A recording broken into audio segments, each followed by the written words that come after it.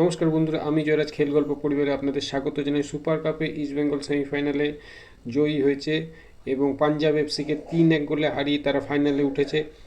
অনেক দিন পর ইস্টবেঙ্গল আবার খেলায় ফিরেছিল। সেমিফাইনালে ওঠার পর একটা দীর্ঘ গ্যাপ ছিল, সেই গ্যাপের পরে ইস্টবেঙ্গল কেমন খেলে তার সেই ধারাবাহিকতা বজায় রাখে কিনা সেটাই দেখার ছিল, কিন্তু সেটা ইস্টবেঙ্গল যথেষ্ট সাফল্যের সাথে করে দেখালো।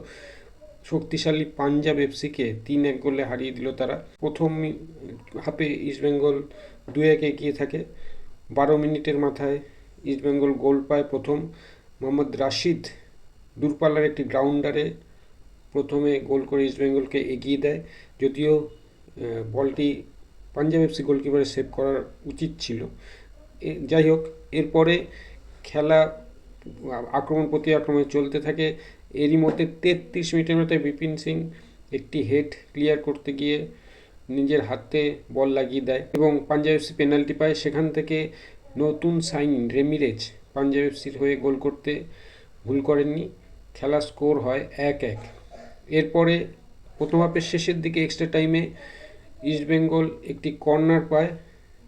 মিগুয়েল ফেরেরা কর্নারটি নেয় এবং সেই কর্নার থেকে কেভিন সিভিলে হেডে গোল করতে ভুল করেননি এবং ইস্টবেঙ্গল প্রথম হাফ শেষ করে 2-1 এগিয়ে থেকে দ্বিতীয় হাফে ইস্টবেঙ্গল খেলতে নামে আরও অ্যাগ্রেশন নিয়ে। পাঞ্জাব এফসিও চেষ্টা করে স্কোর করে ব্যবধান কমাতে, সমতায় ফিরতে, কিন্তু তারা গোলের কাছে অনেকবারই পৌঁছে গিয়েও গোল করতে সমর্থ হয়নি। এরই মধ্যে সাউল ক্রেসপো 71 মিনিটের মাথায় ইস্টবেঙ্গলকে দূরপাল্লা শট করে 3-1 এগিয়ে দেয় এবং তাদের প্লেস ফাইনালে সিকিওর করে এবং খেলা শেষ হয় 3-1 স্কোরে। তো ইস্টবেঙ্গল আজকে যথেষ্ট ভালো খেলেছে, অর্গানাইজ ফুটবল খেলেছে, অনেক দিন পরে নেমেছিল এবং শেষের দিকে আমাদের অস্কার ব্রুজন যে ইস্টবেঙ্গলের কোচ, তিনি কয়েকটি পরিবর্তনও আনে যখন 3-1 হয়ে যায়। তিনি পরিবর্তে এডমুন্ডকে নামান, ডেভিডকে নামান এবং পিভি বিষ্ণুকে নামান, জয় গুপ্তাকে নামান, এদেরকে দেখে নেয়, কারণ এরপরে ফাইনাল ম্যাচ আছে, তো সমস্ত প্লেয়ারকে দেখে নেওয়া জরুরি ছিল।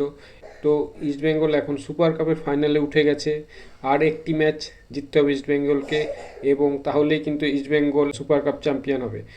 তো দেখা যাক ইস্টবেঙ্গল আবার সুপার কাপ চ্যাম্পিয়ন হতে পারে কিনা।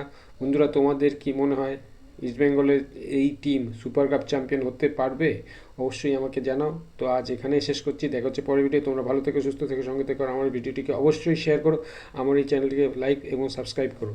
টাটা।